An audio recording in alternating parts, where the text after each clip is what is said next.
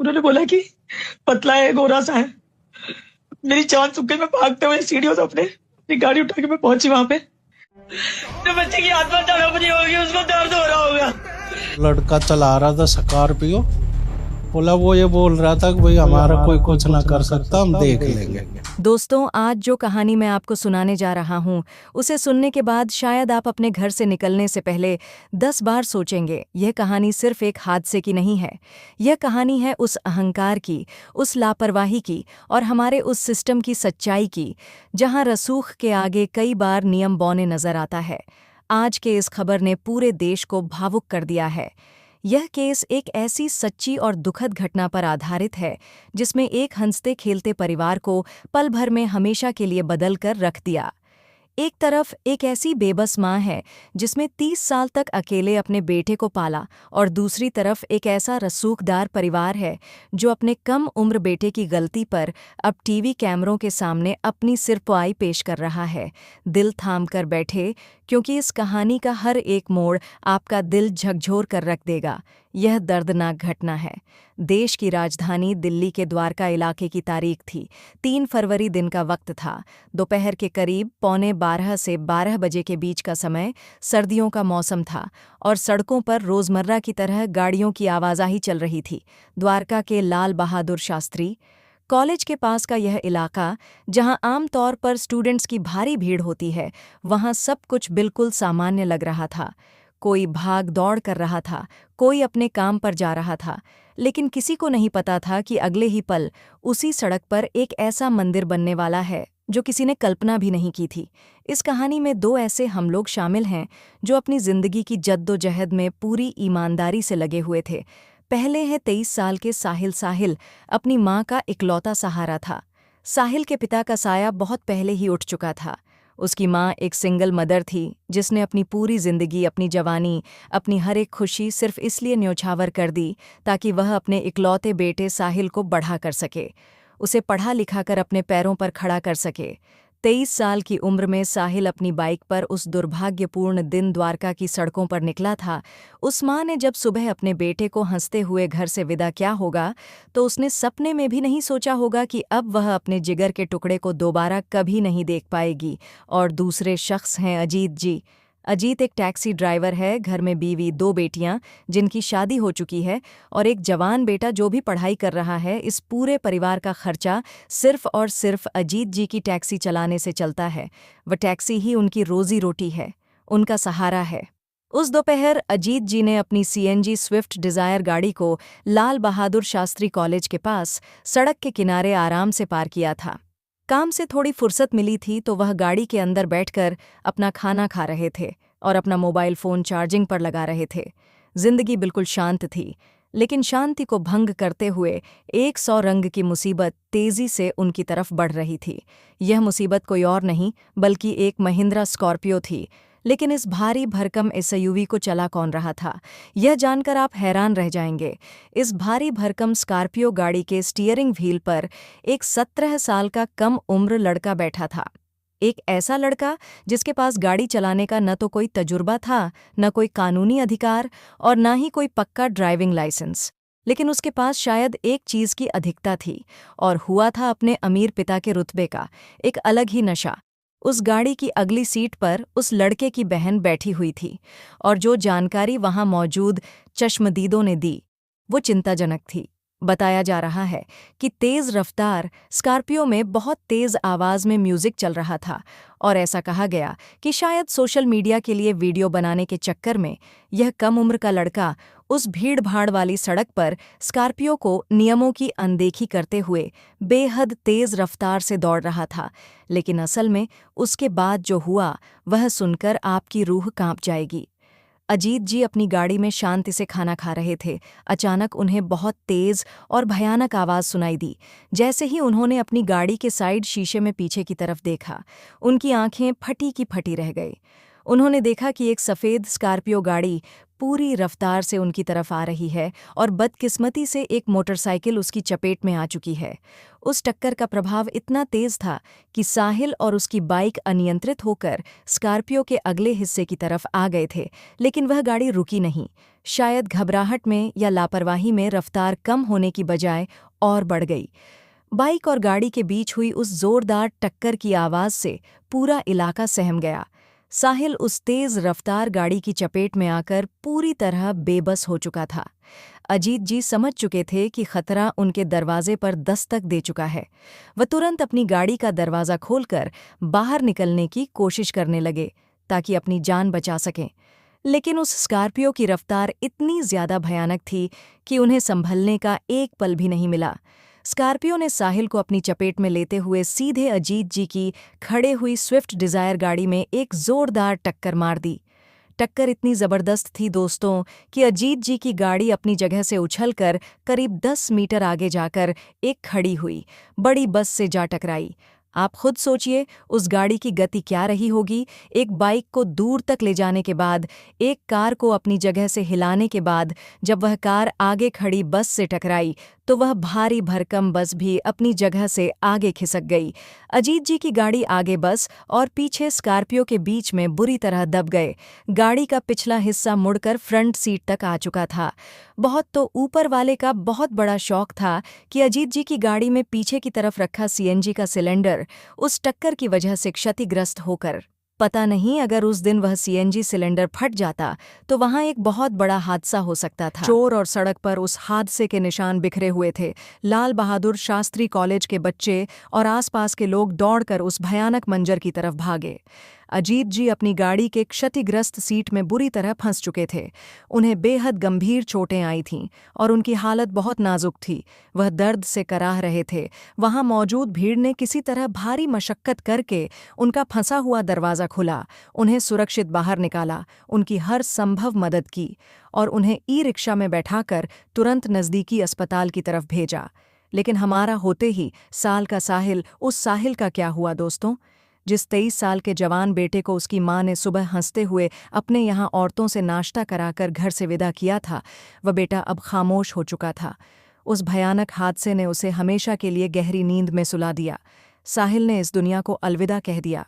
1 माह का 23 साल का लंबा सफ़र, उसकी पूरी जिंदगी की तपस्या, उसके बुढ़ापे की इकलौती लाठी, उस कम उम्र ड्राइवर की लापरवाही और रफ्तार के चौंकने चंद पलों में हमेशा के लिए तोड़ दी। लेकिन इसके बाद जो होने वाला था वह इस दुखद घटना से भी ज़्यादा हैरान करने वाला था। यह बात किसी को नहीं पता थी कि इसके बाद क्या प्रतिक्रिया सामने आने वाली है। जब यह भयानक हादसा हुआ, जब 2 परिवार पूरी तरह से टूट गए, तब वह 17 साल का लड़का अपनी क्षतिग्रस्त कार क्यों से बाहर निकला? एक आम इंसान होता तो शायद इस मंजर को देखकर डर जाता, रोने लगता या घायलों को अस्पताल ले जाने की कोशिश करता। लेकिन वहाँ का माहौल कुछ और ही था। वहाँ मौजूद लोगों ने जो देखा और सुना वह संवेदनशीलता पर सवाल खड़े करता है। उस भयानक मंजर और घायलों को देखकर भी उस लड़के के मेरे पर जिस तरह के भाव थे, उसने सबको चौंका दिया। चश्मदीदों के मुताबिक उसने भीड़ के सामने कथित तौर पर यह जताने की कोशिश की कि उसे कोई डर नहीं है और उसका रसूख उसे बचा लेगा। ज़रा सोचिए, यह बात सोचने पर मजबूर करती है कि आखिर इतना अहंकार एक 17 साल के बच्चे के अंदर कहाँ से आता है। शायद उसे लगता है कि उसके पीछे उसके पिता का प्रभाव है और वह किसी भी स्थिति से बच निकलेगा। वहाँ पुलिस पहुंची, लड़के को मौके से पकड़ा गया। लड़के की बहन भी वहाँ थी, लेकिन उन दोनों के रवैया ने लोगों को हैरान कर दिया। थोड़ी देर में खबर पाकर साहिल की बेबस माँ बदहवास हालत में अस्पताल पहुंची। जिस माँ को यह पता ही नहीं था कि उसका जवान बेटा अब इस दुनिया में नहीं है, वह अस्पताल के गलियारों में भाग रही थी। वो रोते हुए कह रही थी, मेरा बच्चा ठीक है ना, उसे जगह वह सो रहा होगा। वह इस कड़वी सच्चाई को अपनाने को तैयार ही नहीं थी कि उसका जवान बेटा, उसका इकलौता सहारा वापस कभी नहीं आएगा। वहाँ मौजूद लोगों की आंखों में आंसू थे। पुलिस वाले भी उस माँ का डर देखकर भावुक हो गए थे। अजीत जी की पत्नी भी खबर सुनकर वहां पहुंच चुकी थी। वह रोते हुए बताते हैं कि साहिल की मां की हालत देखकर उन्हें अपना दुख अपने पति का दर्द बहुत छोटा लगने लगा था। एक मां के सामने उसके जवान बेटे का इस तरह चले जाना, इससे बड़ा दुख इस दुनिया में और कोई नहीं हो सकता। लेकिन कहानी यहीं खत्म नहीं होती। तो अब इस केस में उनके पिता का पक्ष सामने आता है। इस लड़के के पिता एक बड़े बिजनेसमैन हैं। जिस वक्त यह घटना हुई उस वक्त वह दिल्ली में नहीं थे। ये 31 जनवरी को अपने बिजनेस के सिलसिले में उत्तर प्रदेश गए हुए थे। 3 फरवरी को जब यह हादसा हुआ तो उन्हें खबर मिली और वह शाम को दिल्ली पहुंचे। वहां से सीधे पुलिस स्टेशन गए। जब मीडिया ने इस पिता से सवाल जवाब करना शुरू किए तो उनके जवाबों ने कई सवाल खड़े कर दिए। हर जगह पिता ने अपने बेटे का बचाव करने की कोशिश की। पहला सवाल जो उनसे पूछा गया वह यह था कि आपका बेटा, जिसके पास कोई वैलिड ड्राइविंग लाइसेंस नहीं है, वो आखिर स्कॉर्पियो जैसी भरी गाड़ी चला कैसे रहा था? उसे गाड़ी किसने दी इस पर? पिता ने जवाब दिया, मैं तो घर पर मौजूद ही नहीं था। मेरे पीछे से बच्चे ने न जाने कैसे चोरी छुपे चाबी ले ली और वह गाड़ी लेकर बाहर निकल गया। मेरी पत्नी को भी नहीं पता था। मेरा बेटा तो मुझसे बहुत डरता है। जरा सोचिए दोस्तों, क्या यह बात आसानी से मानी जा सकती है? एक 17 साल का बच्चा जो अचानक से गाड़ी निकालता है और सड़कों पर तेज रफ्तार में गाड़ी चलाता है। गाड़ी चलाना कोई खेल नहीं है। उसे पहले किसी न किसी ने तो सिखाया ही होगा। क्या घर के स्टाफ या सिक्योरिटी ने कभी यह नोटिस नहीं किया कि एक बच्चा गाड़ी बाहर निकाल रहा है? बात कह रहे हैं कि बच्चा चाबी ले गया, लेकिन यह सवाल समाज के लिए है कि आखिर चाबियां बच्चों की पहुंच में क्यों होती हैं? और जब कोई हादसा हो जाता है तो अक्सर यही सोच मिलता है कि हमें तो पता ही नहीं था। और यही वह मोड़ था जब पुलिस की जांच में एक और बड़ा खुलासा हुआ।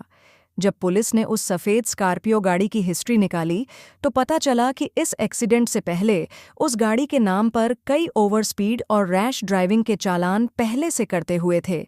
जी हाँ, 17 चालान। इसका मतलब अब यह था कि नियमों का उल्लंघन पहले भी हो रहा था। जब मीडिया ने पिता संचालन के बारे में पूछा तो उन्होंने कहा, मेरा कमर्शियल बिजनेस है। ये गाड़ी मेरे स्टाफ और ड्राइवर चलाते हैं। ये सब चालान मेरी कंपनी के ड्राइवरों की वजह से है। मेरा बेटा तो स्टूडेंट है, वह इन सब में शामिल नहीं है। लेकिन आजकल का सिस्टम डिजिटल हो चुका है। ट्रैफिक कैमरों की फ़ोटो से ये पता लगाया जा सकता है कि असल में गाड़ी कौन चला रहा था। इस पर पिता के पास कोई ठोस जवाब नहीं था। इसके बाद जब मीडिया ने उस वायरल वीडियो के बारे में सवाल किया जो एक्सीडेंट के वक्त गाड़ी के अंदर से बंधा था, तो पिता ने माना कि बेटी वीडियो बना रही थी। लेकिन उन्होंने कहा वह कोई रन नहीं बना रही थी, वह तो बस रास्ते का वीडियो ले रही थी। लेकिन पुलिस कस्टडी में मौजूद वीडियो और वहां का तेज म्यूजिक कुछ और ही इशारा कर रहे थे कि गाड़ी चलाते वक्त ध्यान पूरी तरह से सड़क पर नहीं था। पिता ने एक और दावा किया कि गाड़ी की स्पीड कम थी और गलती सामने वाले की थी। उन्होंने कहा, साहिल की बाइक अचानक ओवरटेक करती हुई आई। अब आप खुद सोचिए, अगर भारी गाड़ी की स्पीड कम होती तो क्या टक्कर लगने के बाद इतना बड़ा नुकसान होता? क्या खड़ी हुई कार हवा में उछलकर बस से टकराती? भौतिक विज्ञान के नियम भी इशारे करते हैं कि रफ्तार बहुत तेज रही होगी। तभी इतना भयानक इम्पैक्ट आया। जब पिता से उस माँ के दुख के बारे में पूछा गया तो उन्होंने हाथ जोड़कर कहा, मैं भी एक पिता हूँ, मैं उनके दुख को समझ सकता हूँ, मैं माफ़ी मांगता हूँ। यह एक दुर्घटना थी, जानबूझकर नहीं किया गया। लेकिन दोस्तों, क्या सिर्फ सॉरी बोल देने से वह बेटा वापस आ जाएगा? क्या उस माँ का सूनापन भर पाएगा? सच्चाई इतनी चौंकाने वाली थी कि जब पुलिस के कानूनी प्रक्रिया शुरू हुई तो पता चला कि लड़के की उम्र 19 साल बताई गई थी, लेकिन असल में वह 17 साल और 8 महीने का निकला। वह कानूनन नाबालिग था। इस नाबालिग होने के प्रावधान के तहत पुलिस ने उसे जुवेनाइल जस्टिस बोर्ड भेजा। वहां वह कुछ दिन निगरानी में रहा, लेकिन इसके बाद उसे कोर्ट से जमानत मिल गई। और जमानत का एक बड़ा आधार यह बताया गया कि आने वाले दिनों में उसके 10वीं के बोर्ड एग्जाम शुरू होने वाले हैं। उसका भविष्य और पढ़ाई प्रभावित न हो, इसलिए उसे राहत देंगे।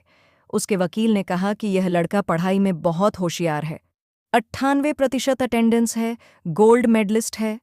जरा सोचिए, क्या पढ़ाई में होशियार होना किसी बड़ी लापरवाही की माफी हो सकता है? एक माँ का बेटा चला गया, उसका कोई भविष्य नहीं बचा, लेकिन सिस्टम को चिंता थी कि आरोपी का एग्जाम न छूट जाए। और वह बेचारी माँ, वो आज भी इंसाफ की गुहार लगा रही। वह कह रही है कि मुझे पैसा नहीं चाहिए, मुझे बस मेरे बेटे के लिए न्याय चाहिए। और उन गरीब अजीत जी का क्या? अजीत जी अस्पताल से घर तो आ गए हैं, लेकिन उनकी हालत बहुत खराब है। वह बिना सहारे के उठ नहीं सकते। डॉक्टरों ने उन्हें लंबे समय तक बेड रेस्ट बताया है। उनकी टैक्सी, जो उनकी रोजी रोटी थी, वह खत्म हो चुकी है। अब उस परिवार का गुजारा कैसे होगा? अजीत जी की पत्नी रोते हुए कहती हैं, हम गरीब लोग हैं, हमारा सब कुछ उस टैक्सी से चलता था। उन अमीर लोगों ने एक बार भी हमारा हाल नहीं पूछा। ऐसा लगता है गरीब के लिए अलग नियम है और अमीर के लिए अलग दोस्तों। यह लाइन हमें सोचने पर मजबूर करती है। पुलिस ने पिता के खिलाफ भी कार्रवाई की बात कही है, क्योंकि मोटर व्हीकल एक्ट के तहत नाबालिग को गाली देना माता पिता की जिम्मेदारी मानी जाती है। लेकिन असलियत यही है कि परिवार अपने घर में है, बच्चा अपनी पढ़ाई कर रहा है और पीड़ित परिवार अपने सबसे बुरे दौर से गुजर रहा है। दोस्तों, यह कहानी बस एक एक्सीडेंट की नहीं है, ये हमारे समाज के लिए एक आईना है। माँ बाप अपने बच्चों की जिद पूरी करने के लिए उन्हें गाड़ियाँ तो दे देते हैं, लेकिन उन्हें जिम्मेदारी सिखाना भूल जाते हैं। जब एक 17 साल का बच्चा गाड़ी मांगता है तो उसे न कहना ज़रूरी है, और जब ऐसे हादसे होते हैं तो उन्हें सिर्फ गलती कहकर टाला नहीं जा सकता। साहिल, आप कभी वापस नहीं आएगा। अजीत जी की जिंदगी भी अब पहले जैसी नहीं रहेगी। आज सबसे बड़ा सवाल यह है कि क्या उस लड़के को कभी अपनी गलती थी का असली एहसास होगा, या फिर सब कुछ ऐसे ही चलता रहेगा? आज इस वीडियो के माध्यम से हम सवाल पूछते हैं। एक तरफ एग्जाम की चिंता है और दूसरी तरफ एक उजड़ी हुई दुनिया। क्या इंसाफ का तराजू बराबर है? इस केस में अभी जांच चल रही है, कोर्ट का फैसला सुनाता है, यह देखना बाकी है। दोस्तों, इस मामले पर आपकी क्या राय है? क्या नियमों में बदलाव होना चाहिए? क्या माता पिता की जिम्मेदारी और कड़ी होनी चाहिए? नीचे कमेंट सेक्शन अपनी राय ज़रूर लिखें, क्योंकि जब समाज जागरूक होता है तभी बदलाव आता है। साहिल के लिए और सड़क सुरक्षा के लिए आवाज़ उठाई। इसके हर अपडेट हम आप तक पहुंचाते रहेंगे। अगर आप चाहते हैं कि ऐसी खबरें आपसे मिस ना हो तो चैनल को सब्सक्राइब कर लें, इस वीडियो को शेयर करें ताकि लोग जागरूक हों और अपने बच्चों को गाली देने से पहले 1000 बार सोचें। अपना ख्याल रखें और सड़क पर चलते समय नियमों का पालन करें।